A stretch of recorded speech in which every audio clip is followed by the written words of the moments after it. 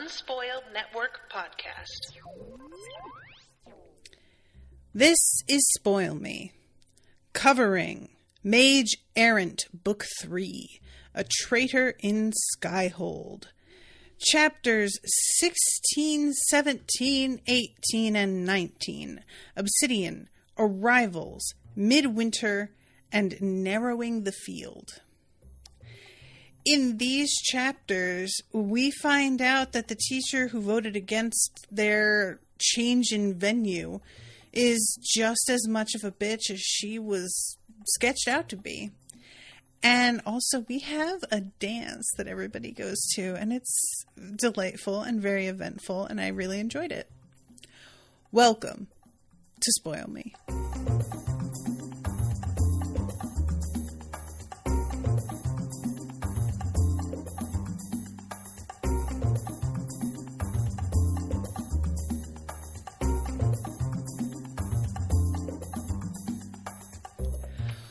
Welcome to the show, everyone. I am Natasha. Thank you so much to Dan for commissioning this episode, and also thank you to Dan for being flexible with a bunch of nonsense that has been going on repeatedly. Apologies for that. I also want to start this episode by, I'm going to start every Spoil Me episode for the next few weeks, I think, this way. I want to give everybody a heads up that Crowdcast's pricing system it has changed, and it's going to be going up from $45 to $195 for a cap of 40 hours per month, and I record an average of 43. So I used to get unlimited hours for 45, and they are just doing away with that entirely, which means that I either make a substantial change to how I do my recordings and how many I do, or I move to a different platform. So I'm looking into moving. I am having trouble finding anything that has a cap as high as I need, because evidently recording this much video content in a week is pretty much not a thing people do. The likely thing is that I am going to eventually figure out how to do this on YouTube, but when I have co-hosts, that's going to be a little bit trickier because YouTube really does not enjoy co-host stuff, and you have to download third-party software in order to redirect your stream into YouTube. So I just want to let everybody know that if you are trying to find these streams after the fact and you don't know why things aren't working, it is possible that I am no longer on Crowdcast and that the feeds for this are gone. There's really no retrieving all of the stuff that I've already recorded on video unless I download everything and re-upload it to my website, which I am not going to do because that is just an insane amount of memory and I will never be able to pay for that. So I'm sorry. I just wanted to give you guys all a quick warning about redirecting. I'm going to be putting up different links and stuff and keeping you all apprised of the changes that are going to be going on. But it will be somewhat disorganized for a while. And I just hope that you guys can all bear with me on that, because these kinds of major changes, when it's just me and sometimes Candace working on them, they are a lot more in depth and difficult than they look like they're going to be from the outside. It's just going to be a major undertaking. So please be patient, and I'll keep you guys abreast of everything every step of the way. Eduardo, raising the price for worse service is BS. Yeah, no kidding. And last thing I'll say on the topic, it's not even just that. What pisses me off is the fact that I had to go and ask them what was going to happen as somebody who has been a legacy Crowdcast member for 5 years. They didn't know. I was sent around to 4 different customer service people who all asked me to please bear with them as they went and found out from the team. And this was passed around for a week. And nobody had an answer for me before they finally came back and were like, oh yeah, it's going to be the full price. So they clearly had either not thought through what they were going to say, or they just also hadn't thought about what they were going to do. I don't know which one is worse, but I don't love that this was going to have been sprung on me out of nowhere if I hadn't had the foresight to check myself. So I'm very annoyed. Things are just not really tech-wise going well for me lately anyway, and I don't need this. But that's where we are. So, all right, let's get talking about this because there is so much stuff. The chapter 16 Obsidian.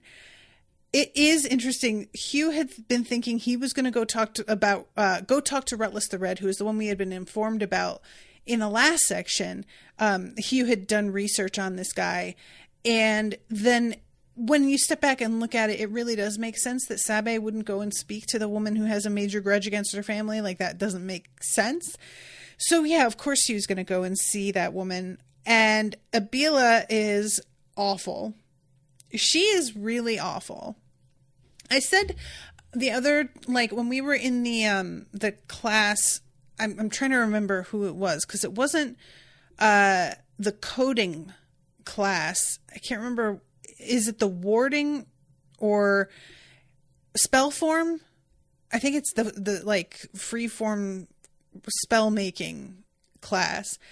That teacher had been like, Dan says Emerson Dries. Okay.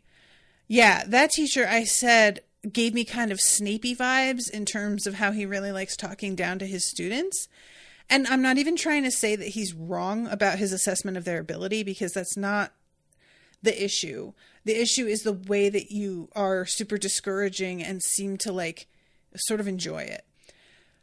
However, it really feels like Abila is the one who got Snape's malicious side. She is playing into a politics sort of thing here in a way that's like not only an abuse of power, but also really childish, and like the way that she handles the situation. She's got this really cool office, and it's extremely intimidating. She basically like built it using her magma abilities. So she has got this like big wall behind her of obsidian that sort of sparkles, and it is just really neat. But I really like the way that this is worded. Her family was the kind of wealthy that loved to rub their wealth in your face, yet abhorred ostentation.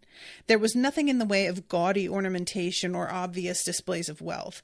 Instead, it came out in the quality of her desk and chairs and the elegance of her wall hangings. And I really like this distinction, because there are two kinds of people. And when it comes to money, the people who like to rub it in your face are usually what snobs would call new money, where they're not used to having wealth and they have a sort of insecurity about it. And so they get the most gaudy, overdone version of whatever is available to really make it clear that they have it. And then there are people who have had money their whole lives and for generations and don't feel the need to sort of like make a point. They're not trying to prove anything to anybody. And they don't have to go over the top because it's simply understood. And I have always found this really fascinating, because obviously I have no connection with any version of those things. I am not old money. I am not new money. I don't think I'm going to be new money anytime soon. And if any of you have read the book Crazy Rich Asians, I covered that for an Unspoiled Book Club episode a while back. But there was something that came up in there that I found really surprising, which was basically if you like came out dressed in all Louis Vuitton or Gucci, any designer like that has a really recognizable name, it was considered super trashy and gauche. And like, yeah, the clothing itself is expensive, and yes, it is designer, but it is the type of like pop designer that doesn't garner any respect with people who have real money. And then they were name dropping these designers that are actually like considered worthwhile. And I didn't recognize any of them, because that is the way I live. You know, like, why would I know those names? It's just not on my radar. So just sort of made me think of that. And he starts off with "I'm here to," and she just interrupts and basically cuts directly to the chase and is like, "Look, let's not. I know why you're here, and it's because you want me to change my vote on the test, and I'm not going to do that."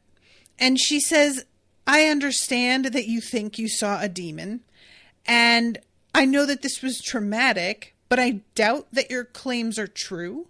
And even if they are, you're going to have to learn how to deal with your fears and power through and whatever. I won't be changing my vote. There's a wait of a minute, and then she just says, you may go now. And Hugh almost does it. I really like that, because there are some people that have an air of authority that, for those of us who have a tendency to automatically respect authority, our instinct is to obey, whether or not it really, it's the sort of thing that I despise in myself, especially because it won't take long before I'm back in my car thinking, wait, why did I do what they said? But the moment has passed and I can't really go back in now and start things up again. So he starts to leave, and then he stops and he says, you're lying. You didn't vote against us because you don't believe us or because you care about tradition. You voted against us because of Sabe, because you have a grudge against the Kayandas family.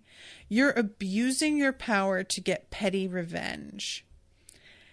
So already I'm like, okay, Hugh, damn, that is not what I expected from you.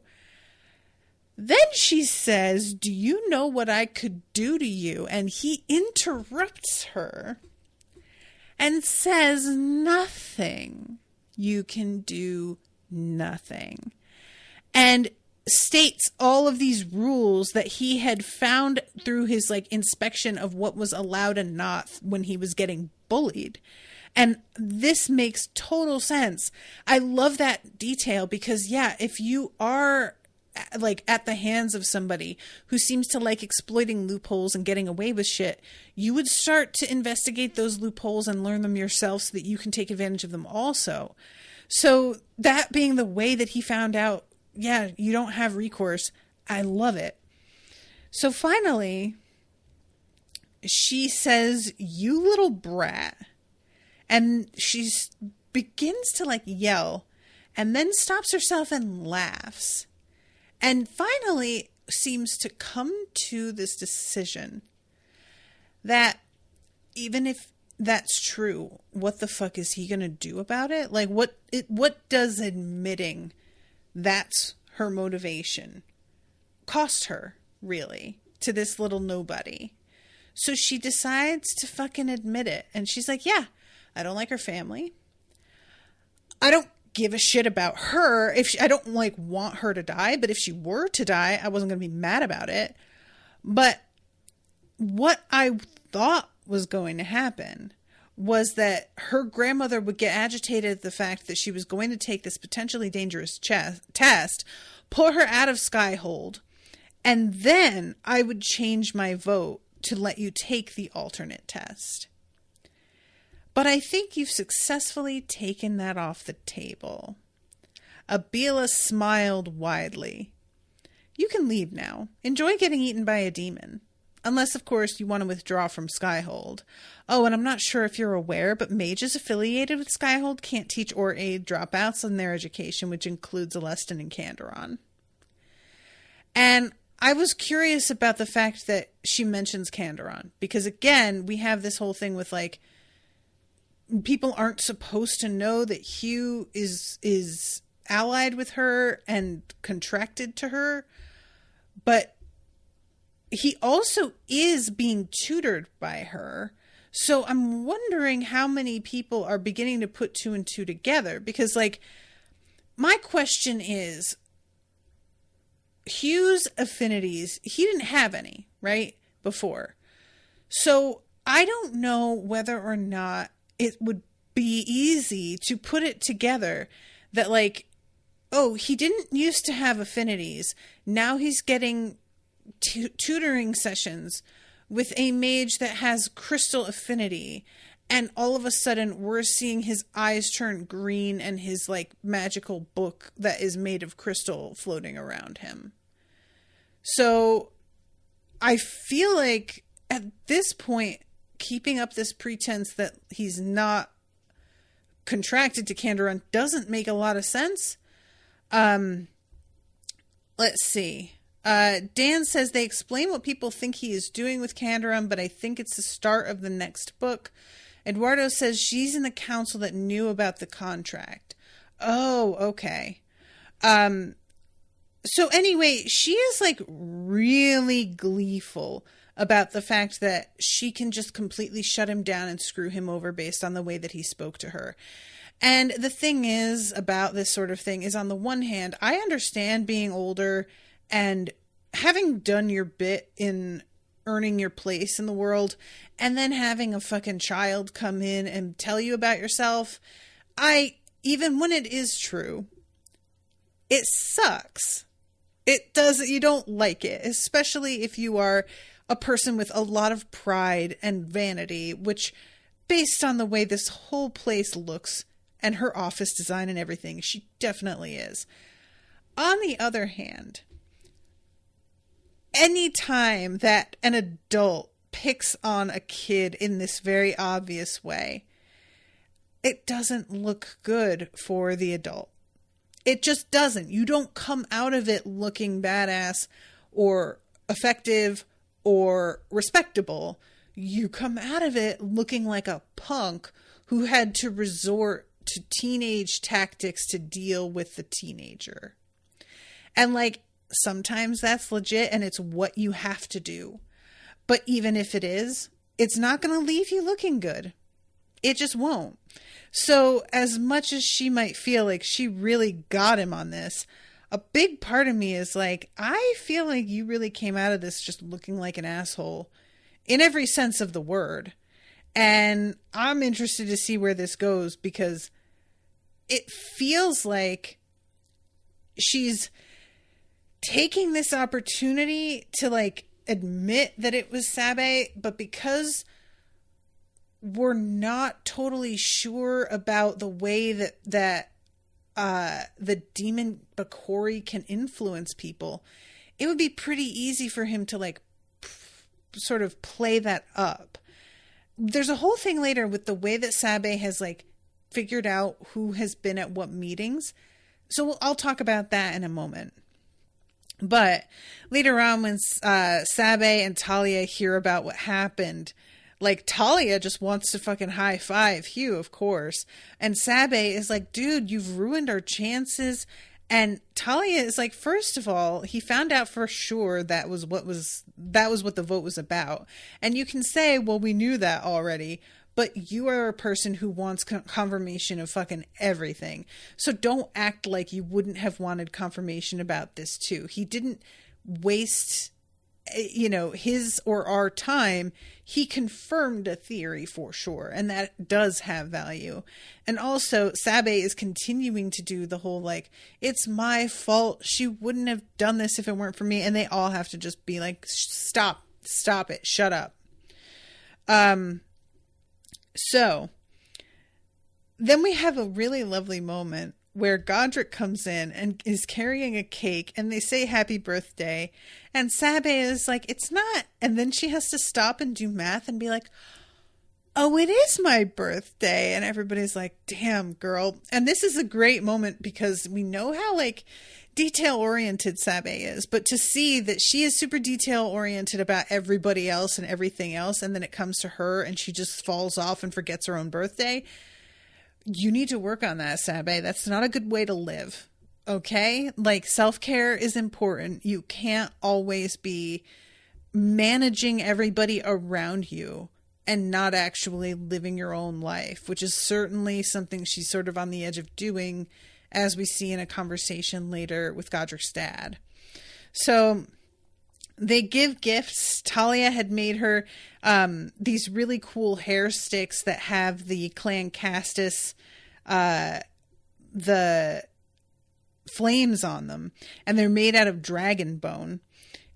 Hugh made him a protective ward circle on a strip of leather that could be unrolled anywhere. The wards weren't generally the best choice for gifts. Hugh could pull it off better than most, but that only worked when he was the one powering them. You could build a ward to handle travel better, which he was doing with his current ward sling stones, but it was tricky. Eventually he'd settled on a travel pack, then sewn a series of wards into the mouth of the pack, wards that excluded dirt, grease, and various pests from passing. Putting an item of clothing or anything into the pack would actually clean it, not as well as actually washing it, but it was better than nothing, especially while traveling. This sounds dope as hell, right? Like, this is a really cool idea. And he had tried to figure out how to power it. Wards, unlike enchantments, didn't drain the surrounding ether to any noticeable degree, but if he did that, then it would be active all the time, and dirt would start getting trapped inside the ward as well. Eventually, he'd managed to rig the ward to be one-directional, which had taken quite a bit more time, which was an interesting aspect that I hadn't thought of, you know? If you just make it so that it's like, can't go past this barrier, then in either direction, it doesn't work. So, yeah, he gives her this. He doesn't tell her about it. We just, as readers, get to hear all about it. And I'm trying to find, Godric's present. What does he give her? I'm not even sure if I saw that, actually, because there's the whole, like, Godric had gotten Sabé an enchanted blacksmith puzzle. That's right. This was cool. And it's something that, like, resets itself and keeps making new puzzles. This is something that I would have loved for my dad, because my father was a big fan of puzzles, and he was too good at them. And I remember once, you know, those kiosks in the mall that are, like, in the center of the sort of corridors. There was one set up around Christmas time, and they were selling all of these, like, little puzzles. And my mom talked to the salesman about how good my dad was at them. And could he give her the most difficult one he had? And he gave her one that it was like a large, like 2-inch ball bearing inside of this metal cage. And you had to get the ball bearing out. And she bought it and gave it to my dad. And he had it solved in 8 minutes. And I remember my mom just throwing her hands up and just being like, wow, okay, cool. Like, it was just, and that was it. Like, what do you do with the puzzle once it's solved? It's a paperweight. There's nothing to be done with it.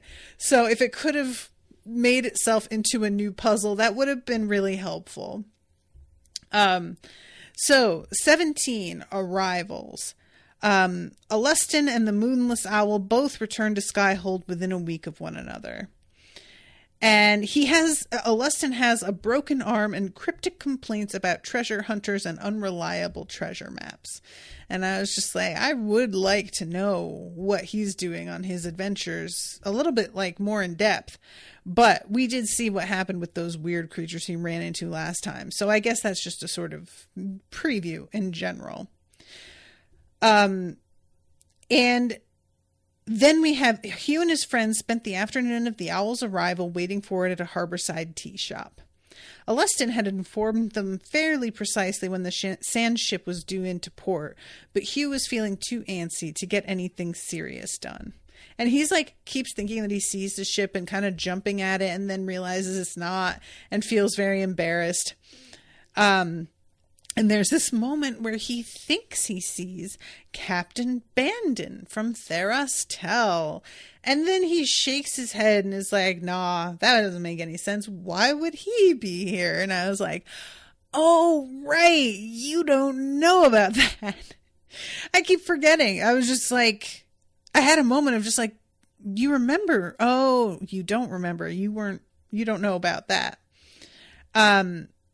So then we have this bit with Talia, and let's see, I'm trying to find, she's talking to Alustin about carrying a lot of enchanted items and the fact that most mages don't do it because they drain mana in one way or another, and it's just too much to try and power them all.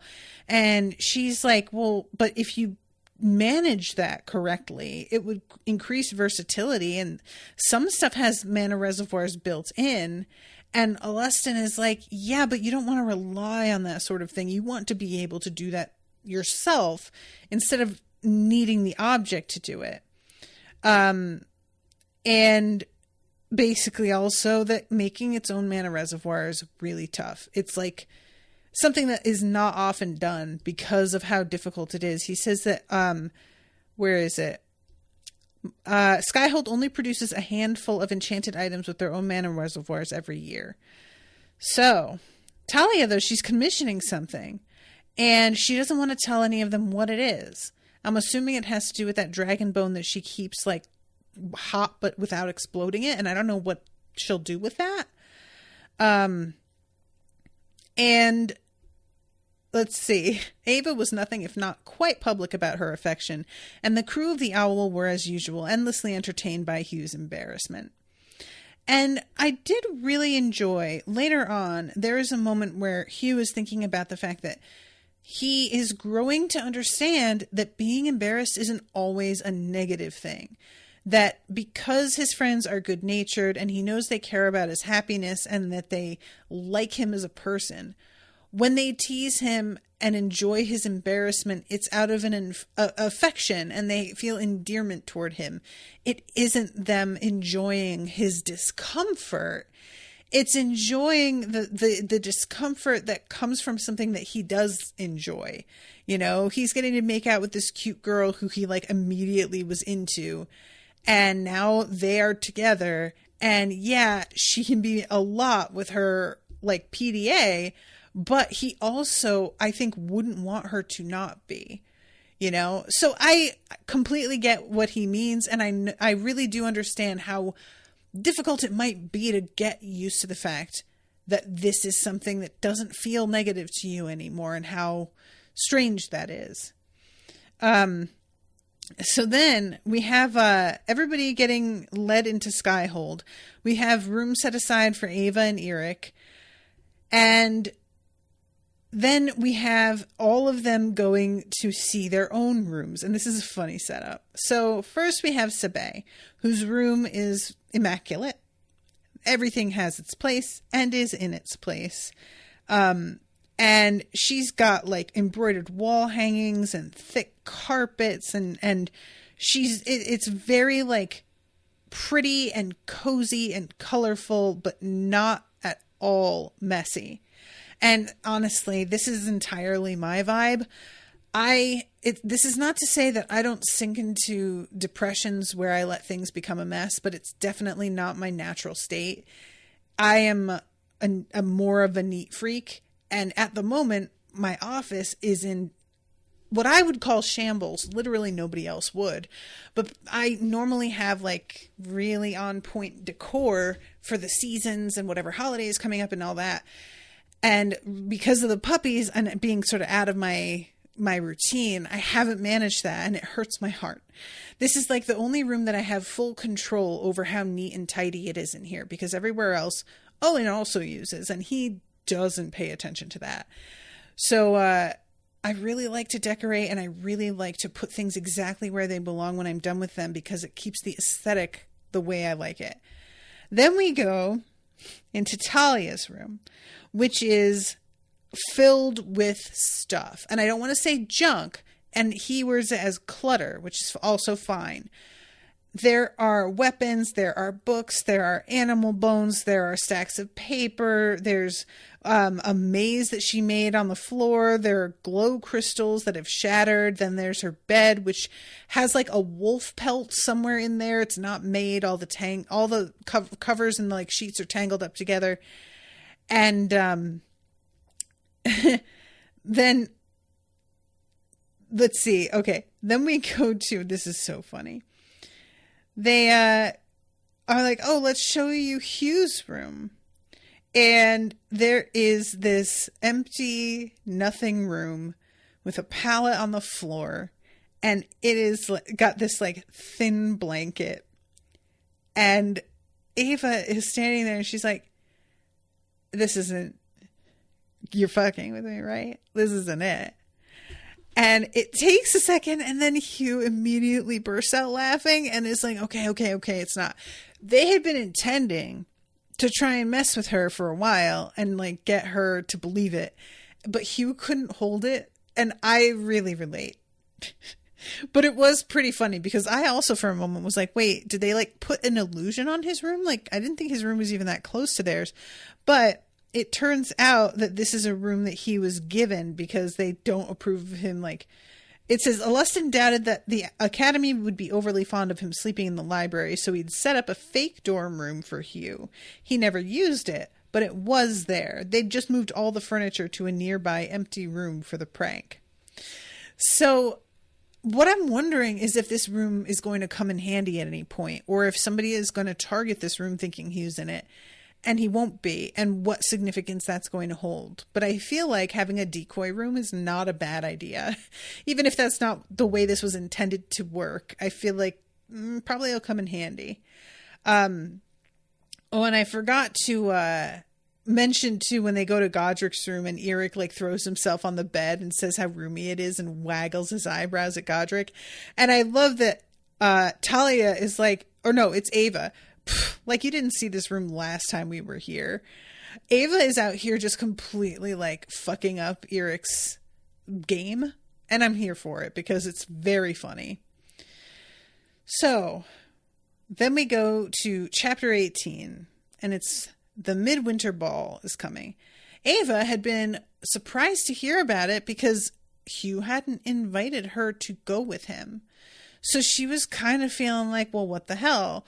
But he is just not in the headspace of thinking things through in that direction because he never went to the midwinter balls last year. Apparently there's more than one because the school is so huge.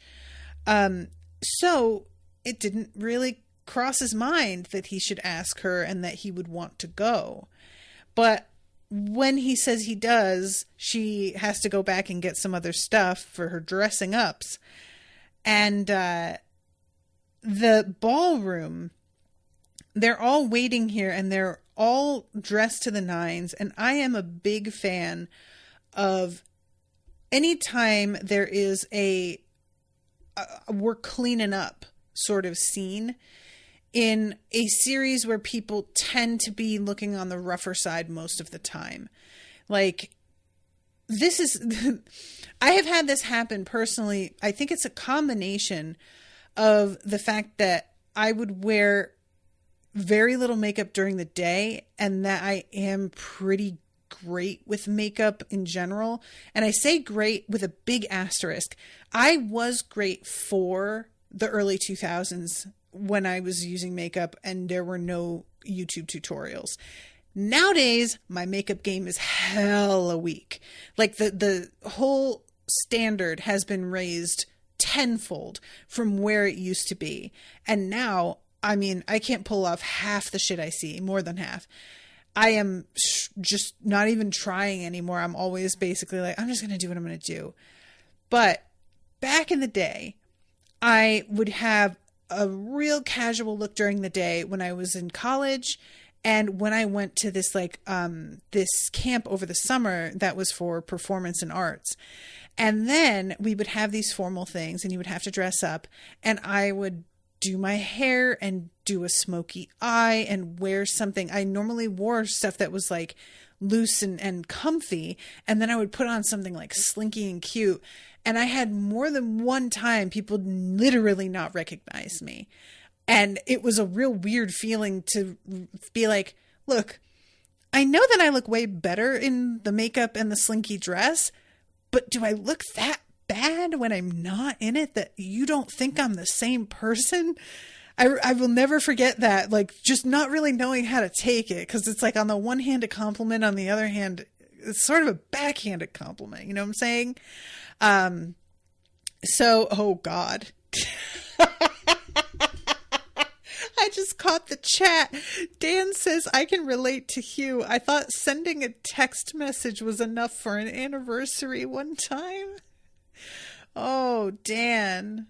Oh, I'm sorry, sweetie. Look, I am the last person to throw stones about this sort of thing because as I get older, anniversaries sort of start to like get, like Owen and I always have a thing where we're like, do we celebrate?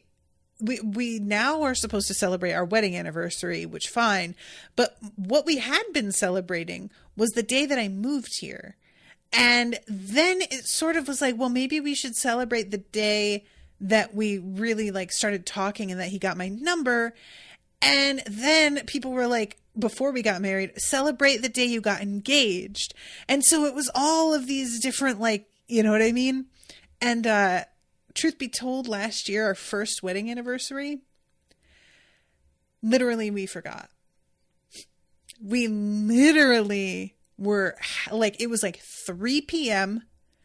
and I was by myself in the living room and Owen was still like, he was sleeping because he's been napping a ton lately.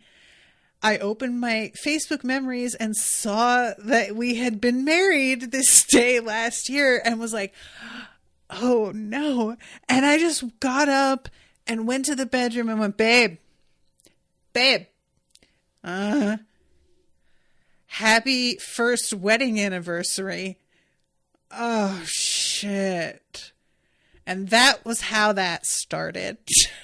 The only thing that was at all anniversary-y about it was that we at least had defrosted the tier of wedding cake from the year before, which was fucking great, by the way. But that it was a little bit pitiful. I'm not gonna lie. There's just, we all do the things that we do and the way we do them. It's fine. So anyway, Talia, I really enjoy that this is a male writer who is putting a lot of thought into the clothing. I think it's really just something that like, this is not to say that male authors never do this, but as somebody who reads a lot of women authors in my like sort of downtime with big series that I can tear through, it's usually women who spend this kind of amount of time on describing someone's outfit. And it was fun to see that he was doing it too. I'm not going to go into it all, but just in general, Talia sounds like she looks hot as fuck.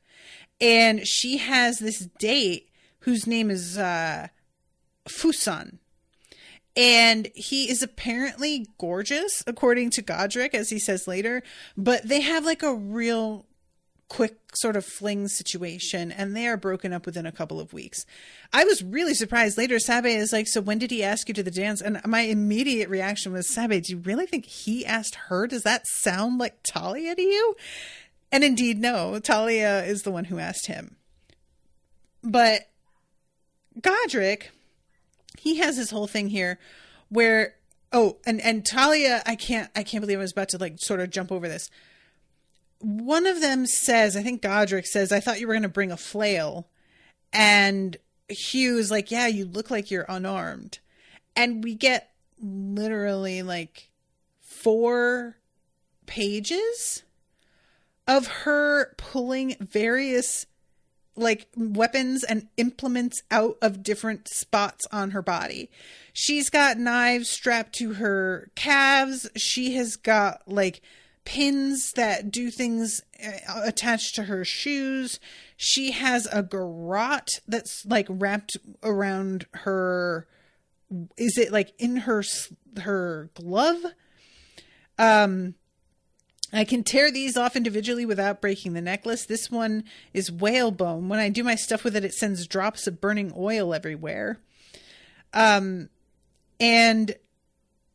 let's see. They keep on being like, well, okay, then this other thing. And she's like, I'm not done yet. This is bird bone. It grows and detonates much faster, but doesn't explode as hard. This one's cuttle bone. Cuttlefish use them to help control their buoyancy by altering the mix of gas and fluid in them. When I ignite them, the explosion is mostly just a blast of superheated air. And this one is a squid pen. And in the background, Fusan is just it only is described as Fusan was looking a bit overwhelmed. What I'm picturing is at this point, Fusan has slowly sort of like begun leaning on a table as she obviously is not done and is going to keep like going. And then his attention starts to stray and he pulls out his phone and then he like sits down and is scrolling through his phone. And eventually, once it's time to dance, he has completely checked out. That's the way that I was sort of imagining it, as just like, yeah, you know what? I'm going to go ahead and keep myself busy over here. You enjoy yourself with this. And then we have Godric, who is smirking at first at Hugh because he's staring at Ava open-mouthed when she shows up. But then he sees Eric and does the exact same thing. Eric was wearing a sleek, well-fit suit that reminded Godric of nothing more than sand being hit by midday sun. He'd had his usually messy hair cut down almost to the scalp on the sides and back and a little longer on the top. He'd even found an elegant little yellow flower to tuck behind one ear. And Eric comes up and is all like, hey. And Godric is like, you look really pretty. And Eric is like, I was going for handsome, but pretty's fine. And you're also pretty. And he's being like really coy and stroking his finger on Godric's chest.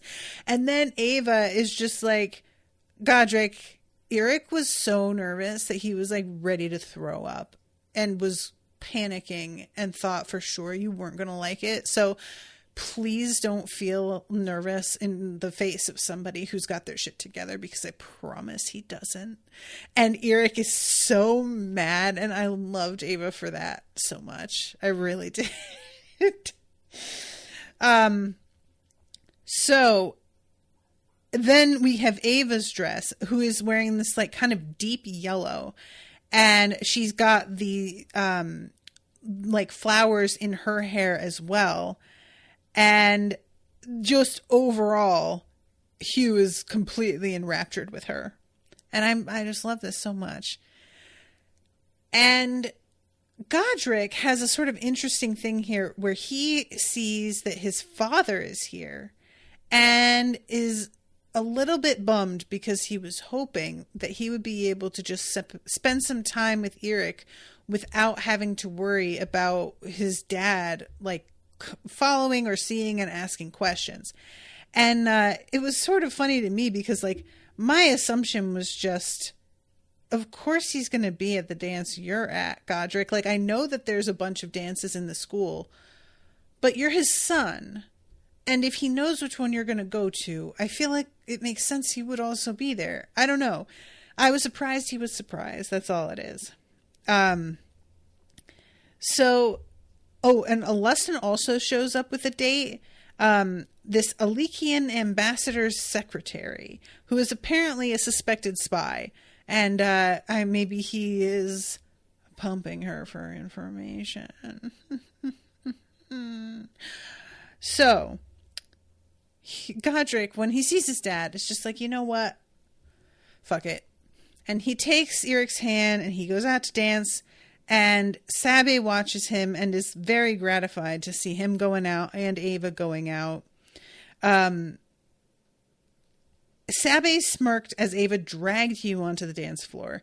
Hugh was definitely in over his head with that one, but if he'd fallen for a girl who wasn't willing to take the lead, she was fairly sure nothing would ever happen. And this is something that comes up again a little bit later as well. So she then starts to talk to Artur here, and it's an interesting conversation. Artur says, it looks like Godric finally feels comfortable not hiding his boyfriend from me. And he's like, known this whole time. I wanted to respect his privacy, but yeah, I knew. And she said that he was worried you wouldn't approve. And he asks why. And she says because Eric has an arranged marriage. And Godric was worried that since it was like not going to have a future, this relationship, that you wouldn't approve of it. And I have to be honest here. And I was glad that Artur said something. I was a little bit irritated at Sabe for outing Eric's relationship status here, because he may know about the fact that they are together right now, but that does not mean that he is aware that Eric is engaged, and this could have gone in a much different direction. And I thought it was kind of fucked up of her to just put his business out there without checking and without having the information herself. Like, it just felt presumptuous to me. And it turns out it's not a big deal, but like, she had no way of knowing that. And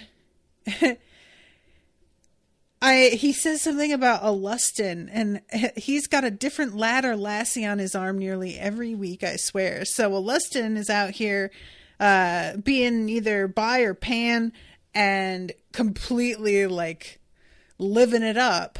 And Artur is just like, people are going to do what they do. And she says, I love Godric, but he's almost as bad as Hugh when it comes to overthinking things. Talia, too, for all she likes to pretend she's made of fire in battle. Sometimes I feel like my friends would never get anything done without a push. And Artur stops her there and is like, look, I get what you're saying, but you might not really be doing them a favor. And what it comes down to, she says something about how some people never get comfortable taking risks. I'd rather my friends be happy now. But when she says it, he notes that there's some bitterness here. And he's like, look, it feels like you're not talking about them. And I think it's sort of what's being set up here is that she is pushing other people to do things because she is not able to take the risks she should. And it's easier for her to project that onto other folks than it is to do that on her own behalf, which I really, really do understand. It's a totally different thing when it's you. And she's talking about overthinking. I mean, come on. Sabe is such an overthinker. The fact that she is calling them overthinkers without any seeming like awareness that she is such a major one for that sort of behavior, I found like shocking. Girl, come on, but yeah, this conversation, like it comes down to him asking, would you like to talk about it? So she told him about all her fear in regards to her grandmother's visit, her family history, arranged marriage, all of it. And what it comes down to when he is talking back to her is like, I mean, those fears that you have are valid, and I wish that I had better answers for you because I know what she's capable of and how strong-willed she is. But you're just going to have to wait and see how it goes. And I'm sorry, because waiting when you feel like this is the worst. Like, there's nothing more frustrating than having to just sit there and see what happens. And that is the truest shit in the world. Like, for real, for real. And then we get, in novels, whenever a character was dancing with someone at a ball, they always glared at their enemies over their dance partner's shoulders. Talia, unfortunately, was entirely too short to even see up to Fusan's shoulder, let alone over it, so she could only glare at Ava during the moments she could see her and Hugh to the side. Not that Ava was her enemy. Talia was just convinced the rod-end girl was bad for Hugh, and that she was going to end up breaking his heart. She'd never even paid Hugh a lick of attention until he showed off his magical abilities by saving the moonless owl from a sandstorm. Not to mention the way that Ava was constantly embarrassing Hugh in public. It clearly made him really uncomfortable, but Hugh was too infatuated with Ava to stand up for himself, and clearly she didn't care enough to notice. And this is a really interesting thing because, like, first of all, maybe she hadn't paid him any attention until she saw what he could do. I don't think there's anything inherently wrong with that. I am somebody who, a guy might not be attractive to me at all. And then once I hear him crack a couple of really good, quick jokes, his attractiveness shoots up. Because now I know about him and what his personality is and what he prioritizes, and I find that to be the thing that draws me in. So for me, the fact that she is criticizing Ava this way, I find to be sort of groundless. And then that Ava is enjoying embarrassing him in public. This is the sort of thing where I could see that it would look this way, but because we were in Hugh's head and we know that he actually kind of likes it now, I can see why it would be difficult on the outside for Talia to see the difference and be able to tell when Hugh is turning bright red because he's having an enjoyable moment, and when he's turning red because he's miserable and like wants to sink into the floor and disappear. So, you know, it's just a sort of like, it's a protectiveness that is, it's based in something very real that she knows about Hugh's personality in general, but she is taking it too much at face value because she's not considering the way that things might change for him and how he feels about being embarrassed when its context is totally different. We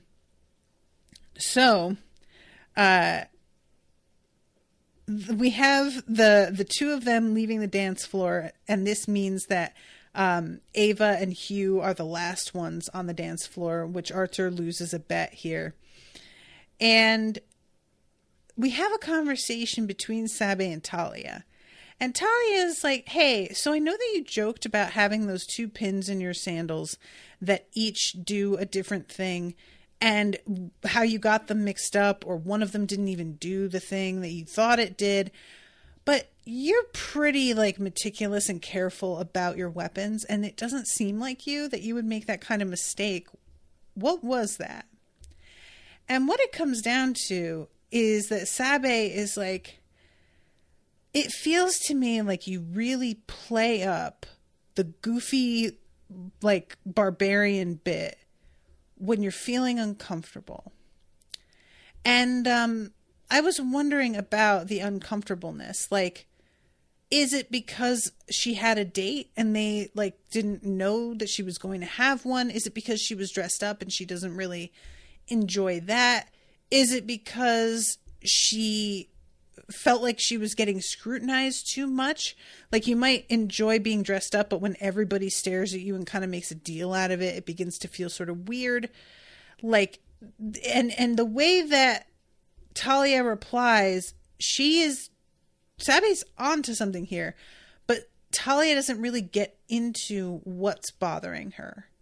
And I was wondering if it even had something to do with Hugh specifically, but I don't know if there's anything about the situation that made her more uncomfortable around Hugh and her feelings of sort of like envy, perhaps, or jealousy than before. But yeah, this conversation, I liked the fact that like Sabe sees through the front that Talia puts up sometimes and is sort of like, hey, what are you doing there? You know, this is a very real thing, especially when you're younger and you're trying to figure out your own personality. Sometimes you will lean into a persona that isn't really genuine because you don't really know what to do. And you're just sort of like relying on an archetype in your head. And I know for me, as somebody who I very much believe am neurodivergent and perhaps on the spectrum in some way, using a sort of mental archetype was very helpful for me when I was feeling kind of panicked about being around people I didn't know very well and masking that. And it was just a way to be like, well, what would so-and-so do in my place? The version of me. That's the social butterfly party animal type. And doing that, rather than it being something I really wanted, it was just going by a script that made me at least feel like there was something to hold on to in the moment. But anyway, so I like this conversation. And then we have Hugh, and we're in his head. They dance for hours, and he is like really shocked at how much time has passed once he sort of comes out of his fugue.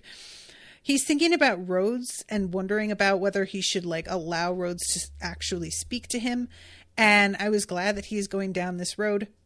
That was not on purpose. I stand by it. But he also realizes that after everything with Rhodes, he doesn't think he'll ever be able to like handle being around that dude and not feel afraid. And that sucks. But probably, you know, I get it. Sorry, MX Shard in the chat says, there are many moments where I find myself remembering that they're teenagers. Yeah. Artur is a good dad. They're all very relatable in their insecurities and how they approach them. Playing an exaggerated version of yourself as a character is a very relatable form of masking. I can't handle a situation, but I can play the character of someone who can or who wouldn't care. Exactly. And it works. There's a reason that I go back to that sometimes, and it fucking helps you through. So Ava, and him go out onto the balcony to get some air, and his spell book is out here. It flew out the window, stole somebody's hat, and when Hugh sort of reprimands it for stealing hats, it just like chokes it up like an owl choking up the bones and skin of the animal it just ate, and spits it out at his feet, and is just like, well, fine, fuck you then. And I was just like, this book has such an attitude. And he sees Talia and Fusan making out. And then I think I'm about ready to head out. I've had more than enough dancing for the night. I'm glad you came. I had a lot of fun. Do you want to meet up sometime tomorrow? I didn't mean by myself, dummy. So they're about to have like post-prom sex. And he has a moment of like not getting it. And then when he realizes, he's like, oh my God. So they head out together, and Sabe is just like, hey, don't forget to use protection, kids. Talking about the cantrips. And, oh my God, he is, bless him. Good for you, Hugh. I hope you have a good time. So then we go to chapter 19, narrowing the field. And this is the bit where they talk about who is the likelier suspect in terms of being a traitor. And it's a really like, there's a lot here about their schoolwork, the way that certain like difficulties on things have been stepped up a bit. A lot of them are sort of missing out on sleep. And Alustin is not really like, he's not being brutal to them, but he is definitely keeping them on a strict schedule. And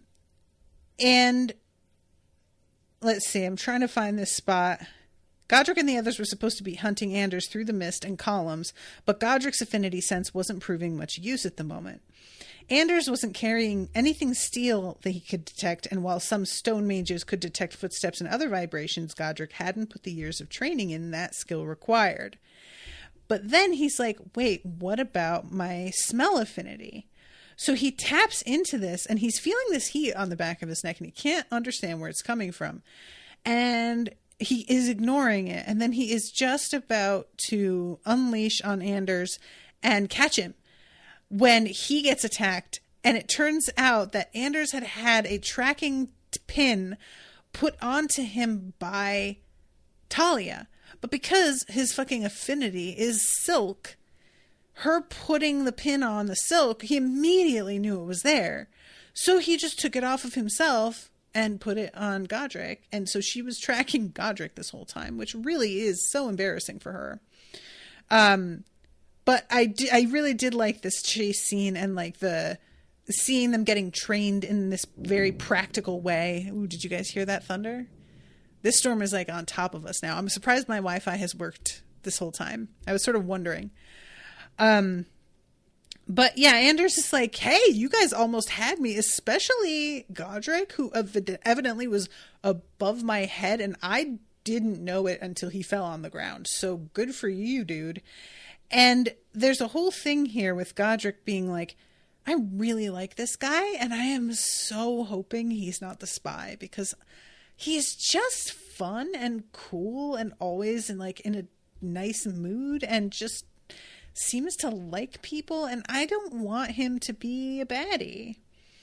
And I really love that the conversation we jump to is Hugh saying, so because Anders is nice, he's the traitor? And we get a very lampshady meta conversation here from Talia, who reads a lot of novels, about what it is, in terms of tropes, when there's a mystery and somebody is a bad guy, and the way it would normally be handled. And she's totally right, obviously. When there's a traitor in a novel, if the writer's any good, they make sure to trick the reader into thinking the actual traitor is the last possible suspect it could possibly be.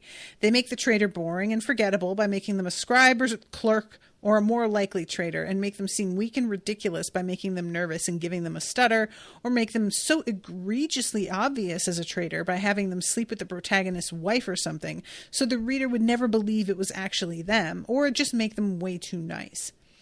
And this is definitely true. This is the kind of thing that I'm a big fan of the British mystery series Midsummer Murders TV show. And that show falls into this trope so very much that it can be almost like clockwork. And it's just, you pick up who in the episode is like the meekest person, who's the most put upon and seems the least able to defend themselves. And they almost are always the fucking murderer. And then her talking about scribe or clerk, there's like a whole Dresden Files book where there's a traitor. And I picked it up because of this trope in that book and knew who it was like almost immediately, because I was just like, well, obviously this character is suddenly kind of important and we have literally never met him before. And he has a job that's kind of on the inside. It's obviously him. And I was honestly a little disappointed it turned out to be him, because that trope is so generic and true that I didn't think that he would fall for doing something that kind of obvious, tropey, I guess. But anyway, and I really enjoy the writing. The writer of one of those novels is trying to conceal the identity of the traitor, and there's only so many realistic ways to do that. There's no spell that just conceals or reveals traitors, just like there's no such thing as a truth spell. And they all talk about truth spells and whether they're real or not. And it's sort of on the same lines as like a lie detector test, where it's like they can detect things, but they're not the truth. It's like the perception somebody has. And she says, a traitor's first line of defense in real life or in fiction is simply going to be keeping people's attention off them. There's only so many ways to do that, so there's going to be a certain amount of overlap. And Godric, sure, but when you've got a traitor hiding themselves in fiction, it's going to be in a more narratively satisfying way more often than not.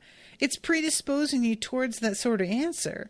You really don't have any good reason to think it's more likely to be Anders other than the fact it's narratively satisfying, which also true. And this is the problem with the fact that it's so tropey, is that I will zero in on the person who seems the weakest in an episode. And I don't have a good reason for suspecting them. I just know the trope. So that's why I pick them. But it is not because there's evidence or that I have like figured it out. Oftentimes, it's just because I know the way this sort of thing is usually handled. So Sabe says... Godric says, it's just as likely to be Abila or Rutless or Headmaster Tariq. And Sabe says it wasn't Tariq. I have been putting together all of this information. And as she's saying this, Hugh says, stop. And they all come to a stop. And Hugh is like, somebody is trying to pierce my wards and scry on us. And he has them all act natural. But then the book jumps in and cuts it off. And then all of a sudden, here's Alustin banging on the door going, how did you do that? I was scrying and it just went away. What did you do? And it turns out that the book was able to turn their area into something like a labyrinth for a moment, so that his perception got completely confused the way that it does with a labyrinth. And that is awesome. Good for you, book. I love the fact that Talia like scratches the book's spine and it's sort of like, yeah, I know, I'm pretty dope. So let's see. She talks about how she put together, it's essentially like a big spreadsheet where she's cross-referencing information that has been leaked with the people who were at the meetings where that information was discussed. And Alustin, it turns out, they already knew it wasn't Tariq, but this is sort of a training exercise for them, and they wanted the gang to come to the same conclusions as them with their own means and information. So the fact that she managed to figure this out, and she also caught some other meetings that they didn't, is pretty great. And let's see, there are almost certainly other traitors in Skyhold as well. Bakori's magic can't penetrate into the Grand Library, though, and Kandarin has personally inspected most of the librarians for his influence. And Hugh is like, if she can do that, what are we doing? And he says, because the examination is long, unpleasant, and undignified. And I'm like, wow, what does that mean? And even if Kandarin wanted to risk tipping her hand, she'd have to convince the full council to authorize it against another council member. And she'd need to explain the whole story, which would include revealing the fact that you'd packed to Kandarin rather than just being the first crystal mage to come through Skyhold in decades, as well as being the student of her student. So yeah, okay. I don't know if that was an accident and it was revealed later that, like, but they don't know. She'd need to explain revealing the fact that you'd packed it to Kandarin, so they don't know. So if there are some people who know, I don't remember that being mentioned, but maybe that's something that gets revealed a little bit later, and it was just sort of a... But it feels like the thing would be easy to put together. I don't know. I'm just... Okay. Dan says the cover is he is training with Kandarin because he is a rare crystal mage. Okay, I guess. I don't know. I just find it weird. Like, he had no affinities and then all of a sudden he's a super rare crystal mage. Like, somebody's got to be, like, suspicious of that, right? I don't know. And McShard says the academic subcouncil, i.e., the suspects, know about the pact, but not the whole Skyhold Council. So, okay. All right. I accept that, but I'm side-eyeing it. And I feel like even if that's the story, I bet somebody has got an inkling that there's another thing going on here. I'm just saying. All right. I'm over time. I have got to wrap up, but thank you guys so much for hanging out with me. Really appreciate your patience with all of this. And I will be seeing you again very soon with a new episode. Until then, toodaloo, motherfuckers.